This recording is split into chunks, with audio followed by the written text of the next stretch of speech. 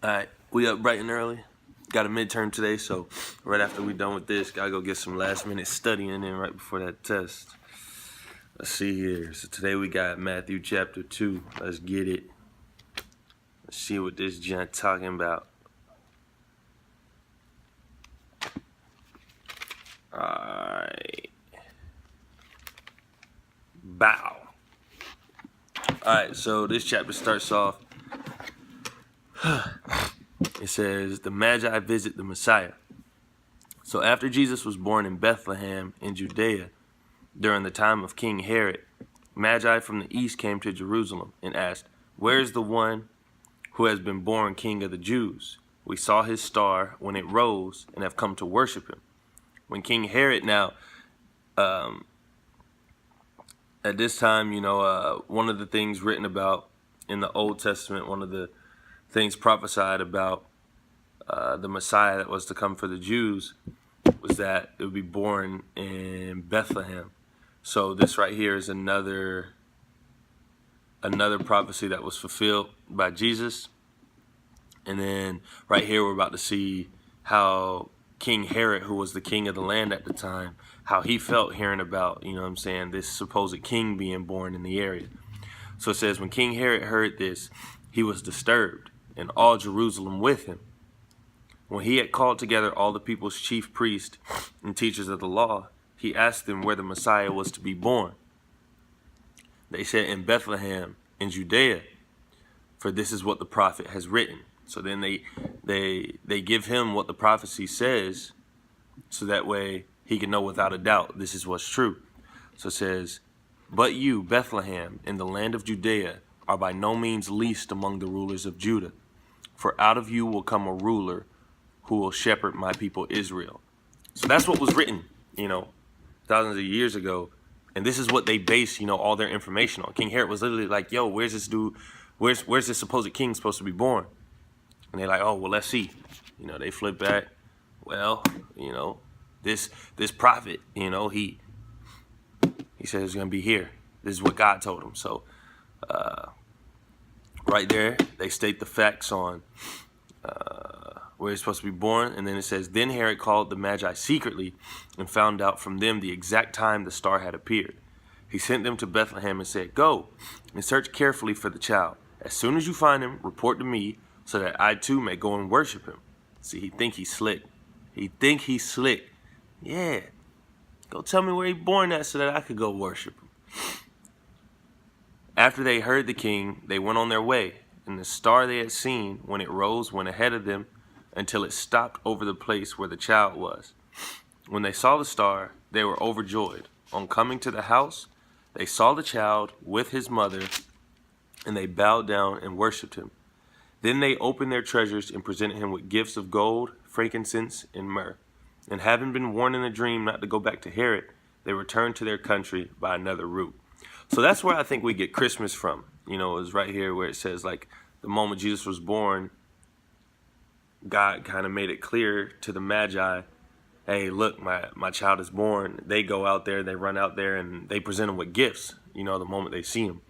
So that's where I think we get our Christmas tradition of presenting family and everything with gifts on a certain day to celebrate Jesus' birth. And then, it says right there that they had a dream. The Magi had a dream while they were out there kind of getting word, hey, look, don't, not to go back to Herod. So don't go back to Herod because Herod was up to some bull, man. He was looking to really cause some drama. So instead they returned and kind of dodged him. So next up it says the escape to Egypt.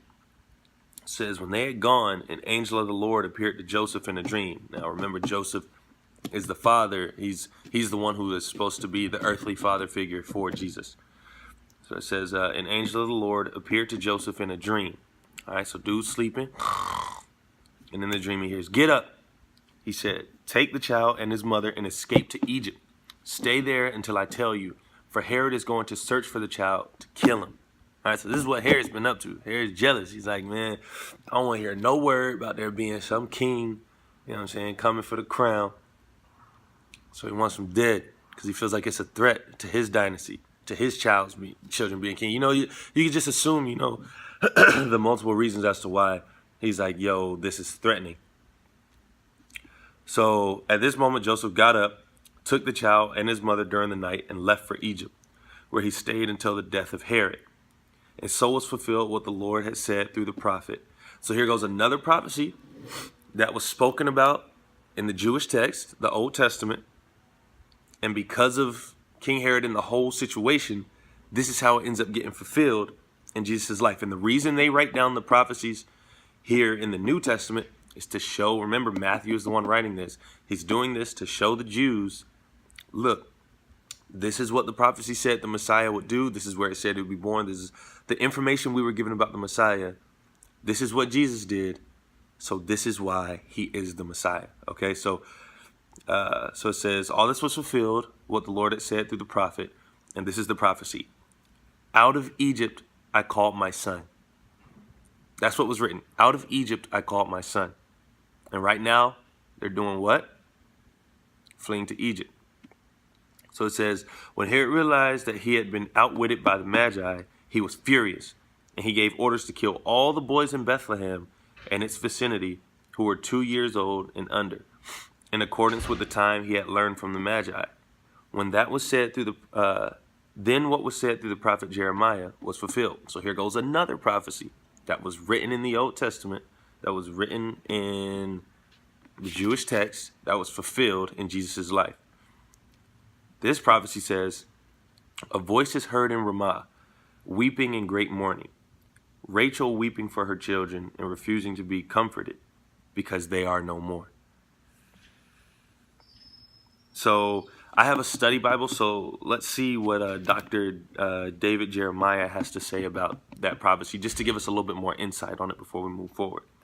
So it says, the quoted prophecy is from Jeremiah 31:15. Rachel, who was buried in Bethlehem, is pictured as weeping from her grave as Herod's orders to kill all the boys are carried out. In the same symbolic manner, Rachel wept for her own children who were carried into captivity by the Babylonians 13 centuries after her death. So I'm assuming this is a lot deeper, than what we can assume, but it's also like amazing that we're only in chapter 2 and all of these things that were written about in the Old Testament are happening, in Jesus' life. It's almost like 1,000 years before you were born, someone wrote down that you, the person viewing this, was going to eat a Snicker on a specific day and throw the wrapper into a specific recycling bin.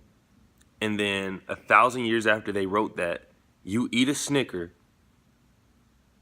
and throw the wrapper away in the recycling bin they mentioned.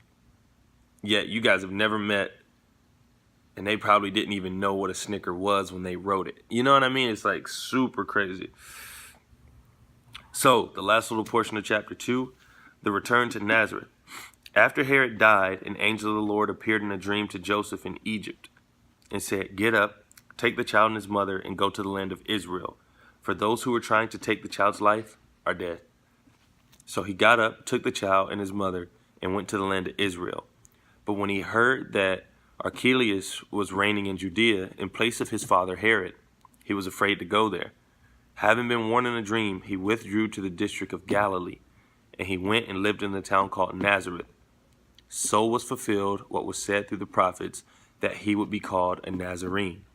Okay, so here goes another, that's the end of chapter 2, and that's the final little prophecy so far in chapter 2, where it's like, in the Jewish text, it was written that the Messiah, the King of the Jews, will be called a Nazarene. Because his dad, Joseph, was terrified and stuff and moving the family around and trying to dodge the shade, he moved to Nazareth. It's where Jesus grew up. So therefore, he was called a Nazarene. It's like crazy. So now we're done with chapter 2. Now we can start the day. I'll catch you guys later.